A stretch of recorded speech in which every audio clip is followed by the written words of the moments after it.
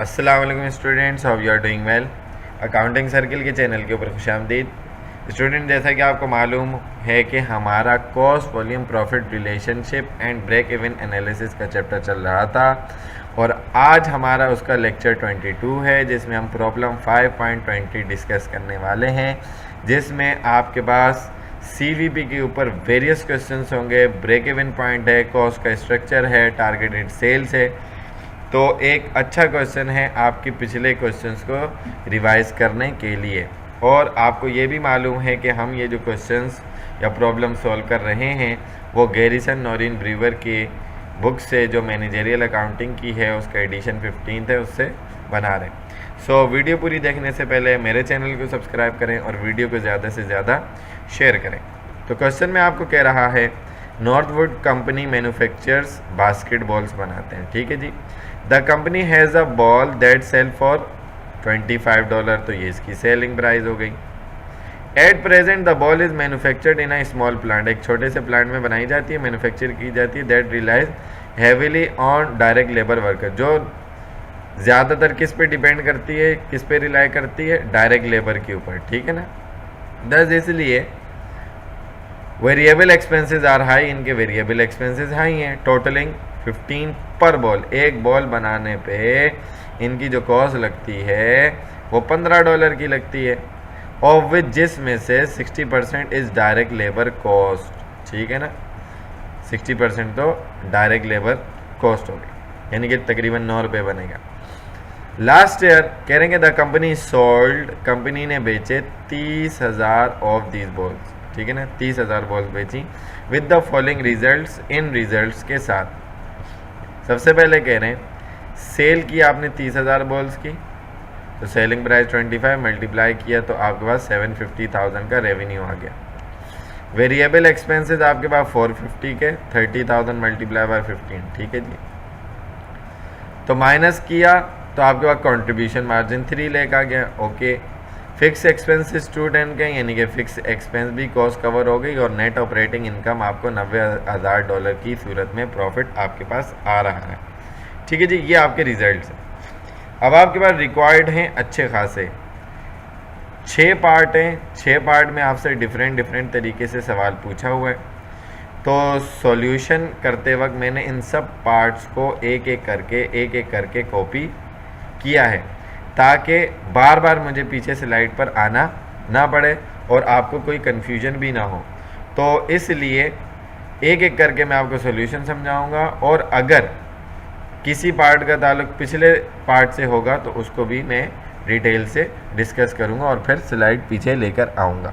तो चलते हैं अपने सॉल्यूशन की तरफ और देखते हैं कि वो आपको क्या कह रहा है। देखिए, सबसे पहले उसने आपसे कहा कंप्यूट पार्ट ए, ठीक है ना।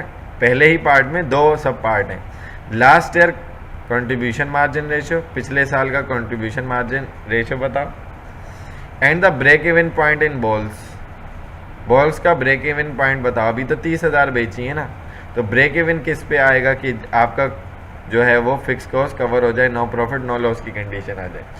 और पार्ट बी में कहते हैं degree of operating leverage at last year sales, last year sales की ऑपरेटिंग लेवरेज बताओ। तो पहले पार्ट का आंसर इस तरीके से होगा कि देखें सेलिंग प्राइस आपकी कितनी थी, $25 पर यूनिट, तो उसका 100%। वेरिएबल एक्सपेंसेस उन्होंने क्या बोला था, 60% है, यानी कि जो कि ₹15 बनता था या $15 बनता था, माइनस किया तो कंट्रीब्यूशन मार्जिन पर यूनिट 10 आ गया, और माइनस किया तो 40% कंट्रीब्यूशन मार्जिन रेशियो आ गया, ठीक हो गया। अब उसके बाद उसने कहा ब्रेक इवन निकालो। ब्रेक इवन का फॉर्मूला क्या होता है, यहाँ पर आप फॉर्मूला मेथड से कर लें। Profit is equal to unit contribution margin multiply by quantity minus fix expenses. Profit यहाँ पर आप 0 रखते हैं क्योंकि ब्रेक इवन में तो 0 होता है। यूनिट कंट्रीब्यूशन मार्जिन 10 है, क्वांटिटी हमें नहीं पता, फिक्स एक्सपेंसेस 2,10,000 के। 10 क्यू उधर चला गया, कैसे, क्योंकि ये इससे मल्टीप्लाई हुआ, और माइनस का 210 जो है इज इक्वल टू क्यू उधर आ गया, ठीक है ना। ये इस तरीके से समझेंगे, माइनस का 210 उधर चला गया और इधर 210, तो इसको मैंने इस तरीके से लिखा है। अब 10 क्यू से मल्टीप्लाई हो रहा है, वहाँ जाके डिवाइड हो जाएगा, 210 डिवाइडेड बाई 10, तो आपकी क्वांटिटी जो आ जाएगी किसकी, ब्रेक इवन बॉल्स की वो आ जाएगी 21,000, यानी कि 21,000 बॉल्स आपको बेचनी हैं कि जिस लेवल के ऊपर आपको नो प्रॉफिट नो लॉस की कंडीशन होगी। ठीक हो गया, आपने बेची 30 है यानी कि 9,000 ज़्यादा, तो आपको प्रॉफिट हुआ 90,000 रुपये का।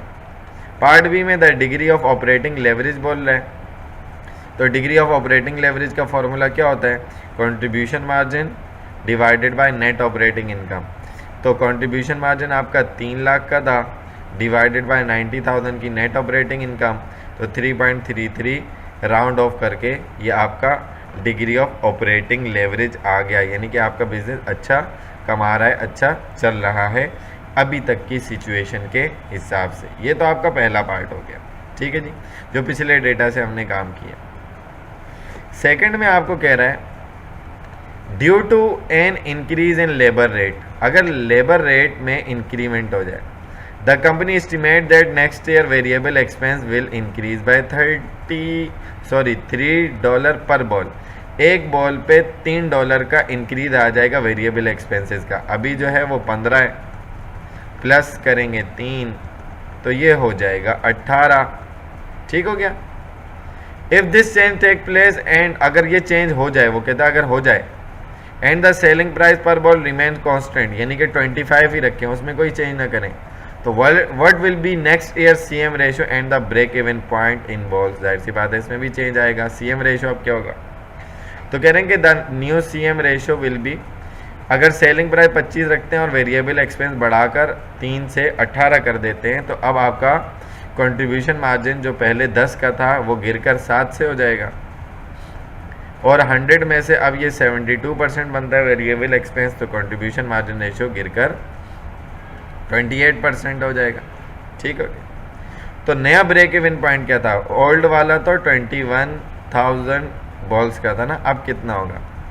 Profit is equal to unit contribution margin multiply by Q minus fix expenses. Profit break even point में 0 होता है, unit contribution margin 7 multiply by Q minus fix cost तो 210 ही रहेगी, वो माइनस की उधर चलेगी, ये मल्टीप्लाई हो गया 7Q हो गया, 7Q से मल्टीप्लाई हो रहा है, वहाँ जाके डिवाइड 210 डिवाइडेड बाई 7। तो अब आपको, क्योंकि आपने वेरिएबल एक्सपेंस बढ़ाया और सेलिंग प्राइस में कोई चेंज नहीं आया, तो इस बिना पर अब आपको 30,000 बॉल्स बेचनी पड़ेंगी नेक्स्ट ईयर कि आपकी तमाम फिक्स कॉस्ट कवर हो जाए और नो प्रॉफिट नो लॉस वाली कंडीशन आ जाए। इससे कम अगर आपने अगले साल बेचा ऊपर वेरिएबल एक्सपेंसेस की कॉस्ट को चेंज करने के बाद, तो आपको नुकसान होगा। ठीक है जी, तो ये हमारे 2 पार्ट हो गए। इसके बाद चलते हैं हम तीसरे पार्ट की तरफ और देखते हैं कि वो हमें इसमें क्या बोल रहा है। थर्ड पार्ट में आपको कह रहा है refers to the data in two above. अब ये थर्ड पार्ट को 2 से मिला दिया कि अगर उसी डेटा की रेफरेंस दें, if the expected change in variable expense take place, अगर वेरिएबल एक्सपेंस के अंदर जो चेंज है वो $3 का वो हो जाता है, how many balls have to be sold next year, कितनी बॉल्स नेक्स्ट ईयर बेचनी पड़ेंगी to earn the same net operating income 90,000। वो तो हमने ब्रेक इवन निकाला था ना, नो प्रॉफिट नो लॉस का, लेकिन अगर हमने चेंजेस वही करनी है, लेकिन हमने सेम ऑपरेटिंग इनकम कितनी कमानी है $90,000 की एज लास्ट ईयर, तो हमें अगले साल फिर यूनिट कितने बेचने पड़ेंगे। तो अब यहाँ पर यूनिट निकालना है, फॉर्मूला हमारा fix, profit is equal to unit contribution margin multiply by Q minus fix expense. तो प्रॉफिट आपका टारगेटेड जो है वो 90,000 का है, यूनिट कंट्रीब्यूशन मार्जिन ऑब्वियस सी बात है 7 ही आएगा क्योंकि 25, और अब आप रख रहे हो वही वेरिएबल एक्सपेंस का चेंज 18, तो माइनस किया तो आपके पास आंसर कितना आ जाएगा 7 का कंट्रीब्यूशन मार्जिन। ठीक है, इसलिए यहाँ पर रखा है माइनस फिक्स एक्सपेंसेस तो 210 ही रहेंगे, तो आपके पास ये माइनस का उधर जाके प्लस हो जाएगा 90,000 प्लस 210, ये 3 लाख हो जाएगा, 7Q से मल्टीप्लाई और वहाँ के डिवाइड हो जाएगा। तो जब डिवाइड करेंगे तो राउंड ऑफ करके ये तकरीबन क्वांटिटी बनेगी 42,857 बॉल्स। ठीक है जी, तकरीबन इतनी बॉल्स बेचनी पड़ेंगी अगले साल ताकि आपको 90,000 का प्रॉफिट हो जाए, नेट ऑपरेटिंग इनकम हो जाए। The sale will have to increase by, sale आपकी इंक्रीज हो जाएगी 12,857 बॉल से। क्यों? क्योंकि 30 पे तो आपको ब्रेक इवन है और अब आपको ऊपर की इतनी बॉल्स बेचनी पड़ेंगी to earn the same amount of net operating income as last year. The computation above and in part 2 show the dramatic effect that increase in variable cost can have on an organisation. ठीक है ना, organisation के ऊपर ये एक dramatic increase या effect पैदा करेगा। जैसा कि वो इफेक्ट यहाँ पर हम आपको नीचे बता रहे हैं नॉर्थवुड कंपनी के लिए, वो क्या है? Break even point in balls अभी कितना है? अभी तो 21 है जो हमने पहले में निकाला। एक्सपेक्टेड कितना है? जो 30 है जो सेकंड पार्ट में निकाला। Sales in ball needed to earn a profit, तो वहाँ पर आपके पास 30,000 आप बॉल्स बेच रहे थे तो आपको 90,000 का प्रॉफिट हो रहा था, यानी कि 9,000 ज़्यादा। अब यहाँ पर आपके पास 30,000 आपका ब्रेक इवन है और आपको बॉल्स बेचनी है 90,000 का प्रॉफिट कमाने के लिए, तो 42,857 बेचना पड़ेगा, यानी कि बॉल्स में भी इजाफा हो गया 12,857 का। ठीक है जी, तो इसको अगर आप डिफरेंस में लेते हैं तो इसके मुकाबले में 3,000 इंडिविजुअली इसके ऊपर बात कर रहा हूँ, 3,857 बॉल्स ऊपर बेच रहे हो अगर इसके भी डिफरेंस से देखो तो। ठीक है जी, तो ये आपको पार्ट ये वाला भी समझ में आ गया होगा। उसके बाद चलते हैं हम चौथे पार्ट की तरफ और देखते हैं आपको क्या कह रहा है। फोर्थ में आपको कह रहा है refer again to the data in two above.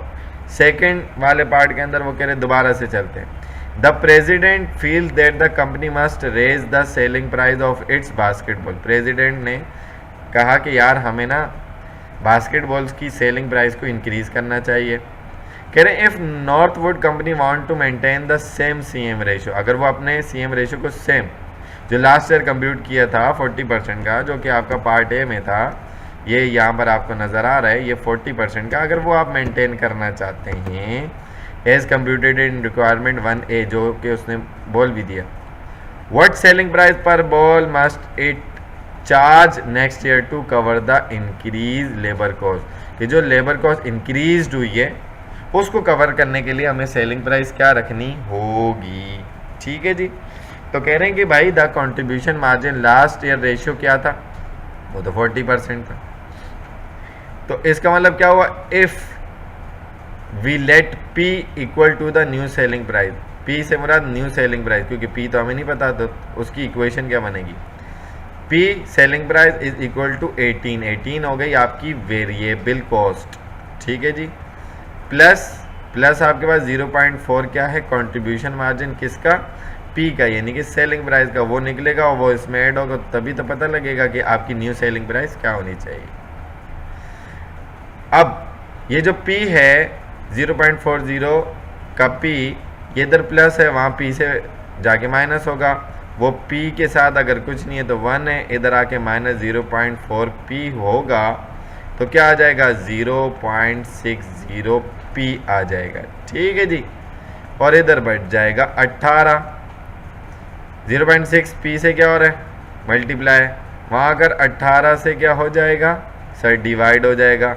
0.60 जो कि आपको कंप्यूटेशन में शो की हुई है, तो डिवाइड करवाओगे तो P न्यू प्राइस आपकी आ जाएगी 30, यानी पहले थी 25, अब आपको इसको $5 से बढ़ाना पड़ेगा।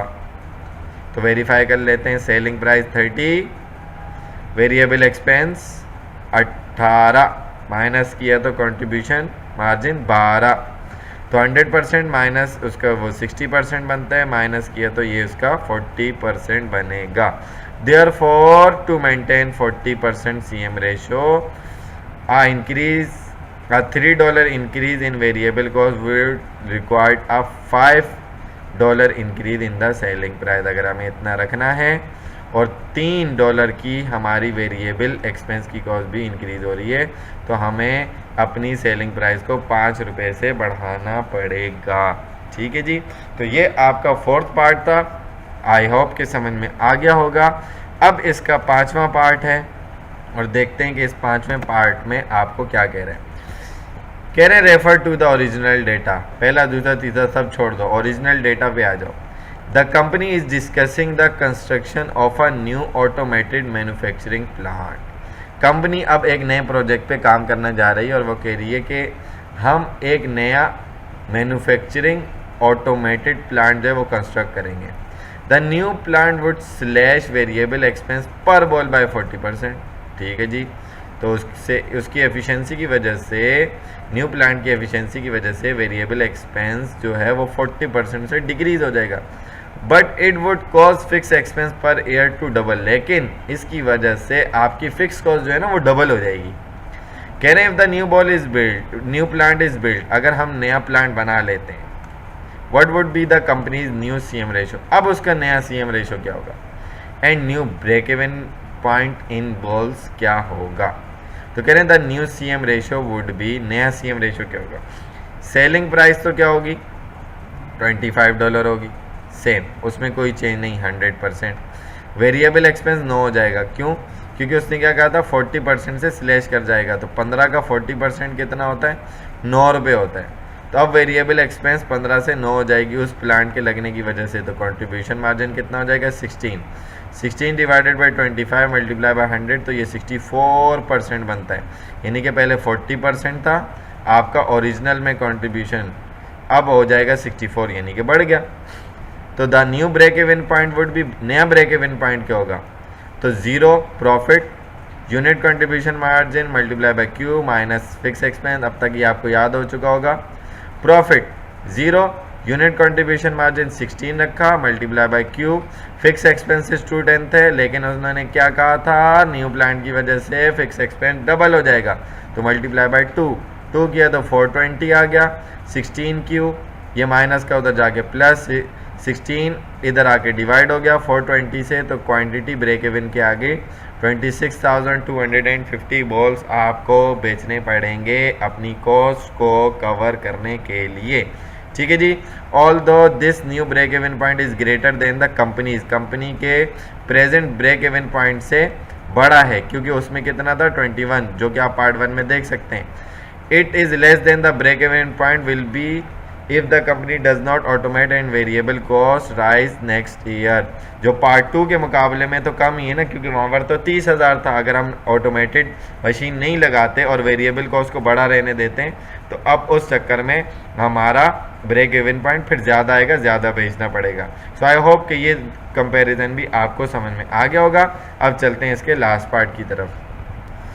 सो पार्ट 6 में कह रहे हैं refer to the data in 5 above. 6 में उसने 5 को मिला दिया कि 5 में चलें, पार्ट ए में पूछ रहे हैं ना, और इसके 2 पार्ट हैं, ठीक है ना, 6 के ए और बी करके। If the new plant is build, नया प्लांट बना लेते हैं, how many ball will have to be sold, अगले साल कितने बॉल्स हमें सेल करने पड़ेंगे to earn the same net operating income 90,000 as last year. तो formula profit is equal to unit contribution margin multiply by quantity minus fix expense. Profit targeted profit 90,000, unit contribution margin वही पिछले वाला 60, quantity मालूम नहीं, minus fix expenses जो कि double हो जाएंगे न्यू प्लांट के बिल्ड करने से, ये आपको याद रखना है। ये माइनस वहाँ जाके प्लस हुआ, 90,000 प्लस 420 तो 510 आ गया। 16 क्यू से मल्टीप्लाई हो रहा है, यहाँ के डिवाइड हो जाएगा, तो आपको 31,875 बॉल्स बेचनी पड़ेंगी। तो the company will have to sell 1,875 more balls, ज़्यादा बेचनी पड़ेंगी। ठीक है जी, ये डिफरेंस लिखा हुआ है। Then now being sold to earn a profit of 90,000 per year.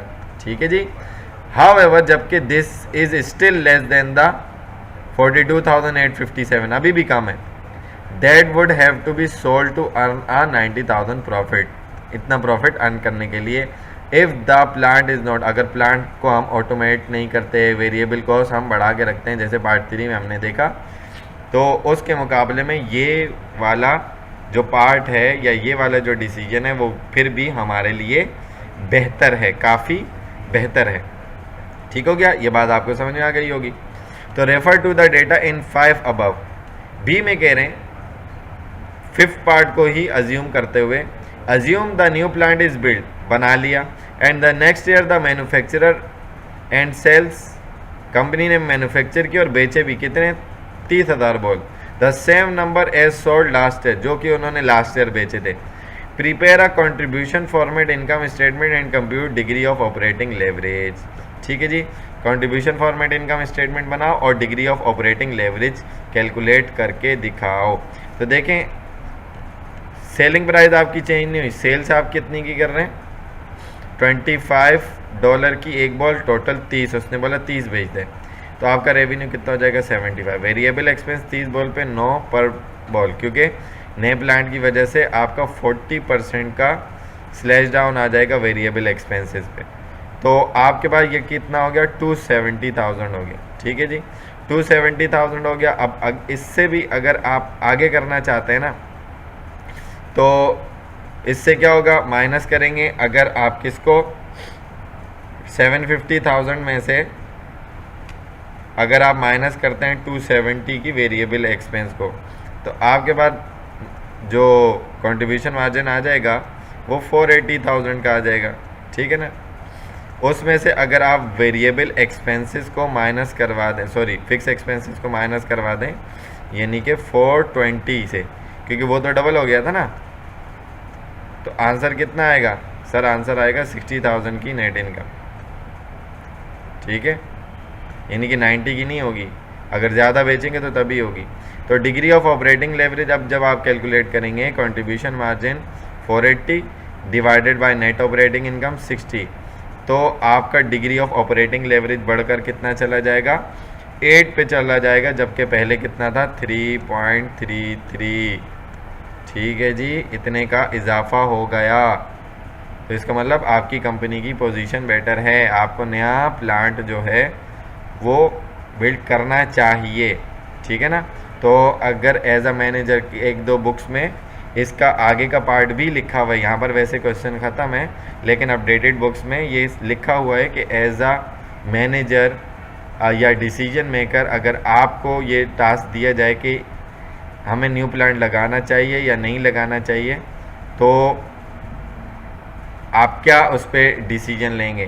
तो ये आप मुझे कमेंट सेक्शन में भी बताएंगे और देखेंगे कि इसमें ये करना चाहिए या नहीं करना चाहिए।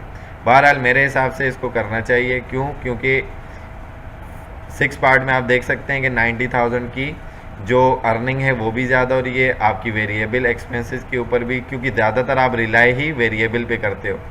ठीक हो गया, लेबर पे, तो वो भी उसकी कॉस्ट कम होगी और आपका प्रॉफिट भी उस हिसाब से ज़्यादा जनरेट होगा, ब्रेक इवन भी आपका कम आ रहा है। ठीक है जी, सो आई होप कि ये पूरा क्वेश्चन आपको अच्छे तरीके से समझ में आया होगा। अगर इसके अंदर कोई भी पॉइंट कहीं से भी आपको समझ में नहीं आता तो आप कमेंट सेक्शन में क्वेश्चन करके पूछ सकते हैं।